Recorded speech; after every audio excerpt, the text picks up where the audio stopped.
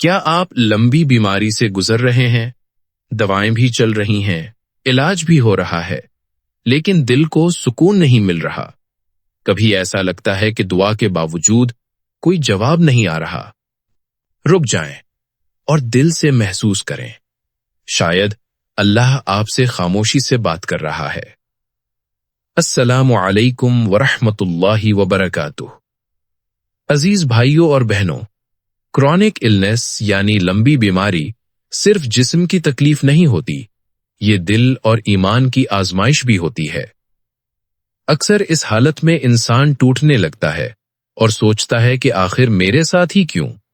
لیکن حقیقت یہ ہے کہ یہ وقت اللہ کے قریب آنے کا ہوتا ہے۔ زندگی میں ایسے لمحات آتے ہیں جب سب کچھ رکا ہوا لگتا ہے۔ آپ دعا کرتے ہیں، صبر کرتے ہیں، لیکن لگتا ہے جیسے کوئی جواب نہیں آ رہا۔ اسی وقت اللہ بات کر رہا ہے، خاموشی سے، دل میں محسوس ہوتا ہے۔ اور اس کیفیت میں کچھ روحانی طریقے ہیں جو آپ کو سکون اور طاقت دے سکتے ہیں۔ یہ 4 اہم روحانی حکمتیں ہیں۔ پہلی حکمت، بیماری کو سزا نہ سمجھیں بلکہ اسے اللہ کا پیغام سمجھیں۔ یہ دل کو نرم کرتی ہے اور گناہوں کا کفارہ بنتی ہے۔ دوسری حکمت، قرآن سے تعلق مضبوط کریں، خاص طور پر سورۃ الفاتحہ اور آیت الکرسی پڑھیں۔ یہ دل کو سکون دیتی ہیں اور روح کو طاقت دیتی ہیں۔ تیسری حکمت، مسنون دعائیں اپنائیں۔ نبی پاک صلی اللہ علیہ وسلم بیماری میں اللہ سے شفا مانگتے تھے۔ جب آپ دل سے دعا کرتے ہیں تو امید زندہ ہو جاتی ہے۔